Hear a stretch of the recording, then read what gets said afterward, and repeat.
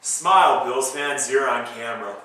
Welcome to Week 3 of Buffalo Bills pregame show versus the Patriots. I'm Justin Zane and this is Nakia Franklin. Top story this week, Ryan Fitzpatrick is the starter. That means Trent Edwards is benched. Nakia, what is your take on this?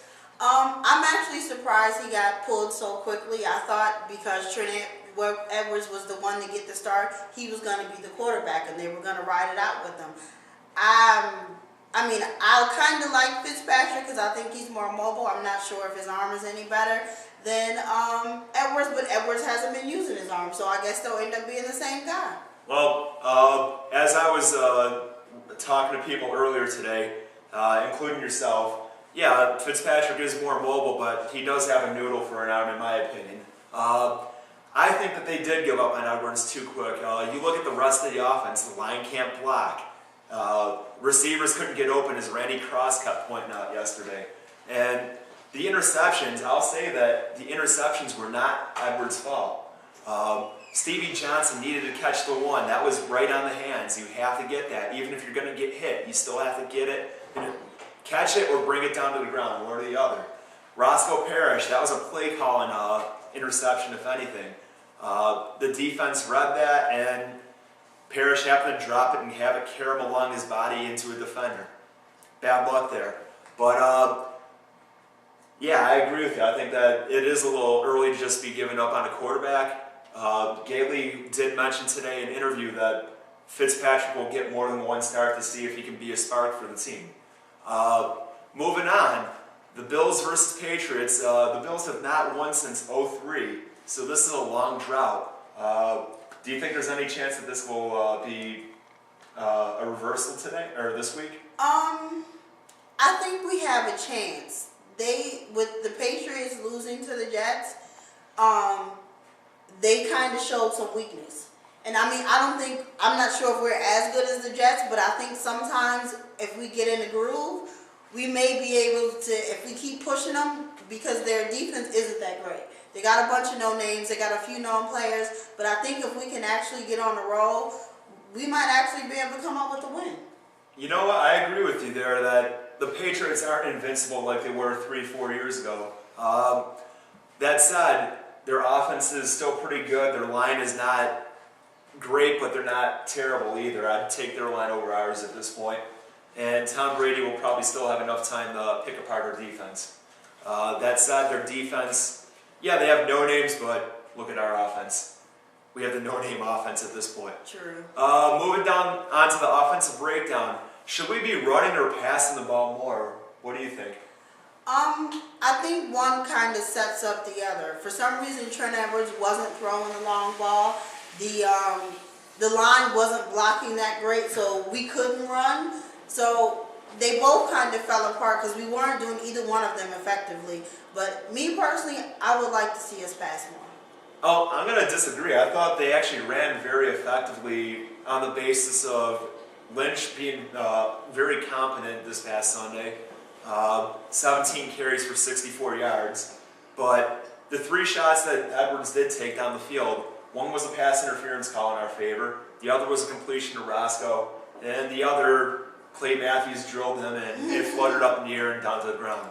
That kind of happens, but I would say that they need to keep running the ball. That you have 3 running backs that can get the job done, put the ball in their hands. The best way to attack a Belichick defense, and I say Belichick because he is a cheater, is really to keep attacking up the middle of the field or to get some brute strength on their outside backers who are not the greatest.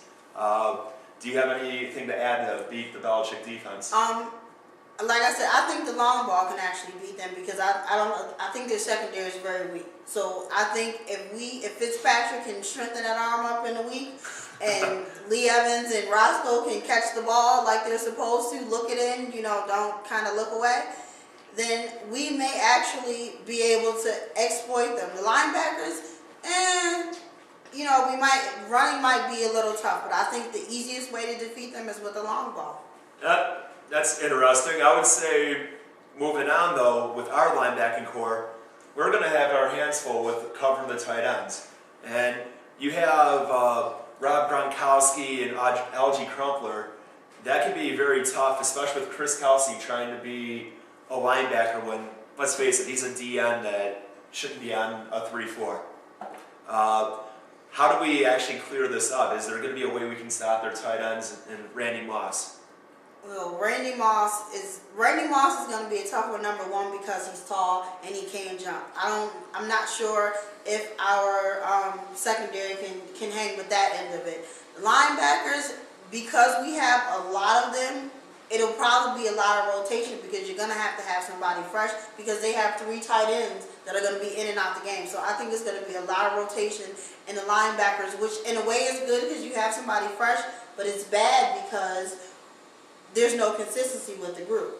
So, I mean, it's gonna be a good, rough game, I think, in the trenches. Okay, our producer was under the impression that the Patriots have a weaker O-line.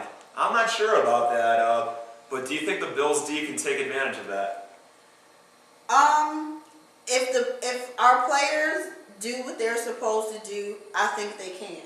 We got a lot of athletes on the team, so if they use what they were naturally given, then yes, you can take advantage of anybody, no matter how good they are. If you're an athlete and you got the speed and the quickness, then yeah, you can overpower anybody. I agree with you that they do have athletes. Unfortunately, I don't think they have football players at this point. Bill's topics of discussion for this week.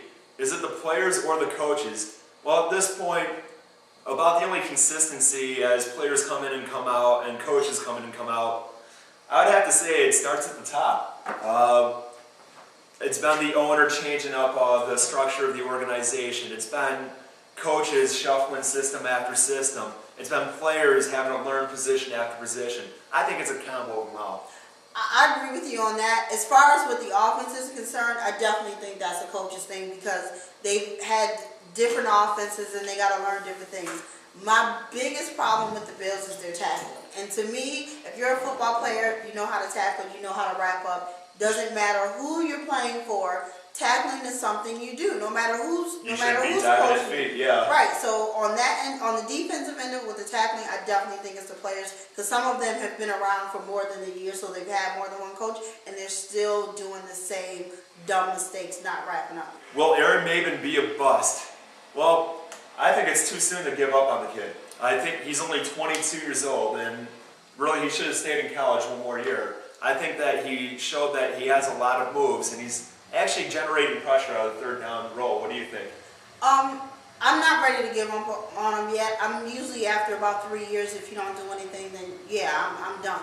But he was hurt, so he's still, going through the process of healing, and he may still be playing a little scared. And then now we have a whole new coach, so he has to learn a whole nother system. So next year, after the end of this year, I may be able to say yes, he's a bust if he doesn't come up. Okay, right I gotta now, ask real quick. I'm not saying he's a bust. Would you have rather had him covering Jermichael Finley or Chris Kelsey? Maybe. I kind of think I want him better than Kelsey. Well, just on this simple thing, he's probably more athletic. He might have been able to stay with him, but we have to move on to keys and picks for this week. My key to the game is the Bills throwing the long ball.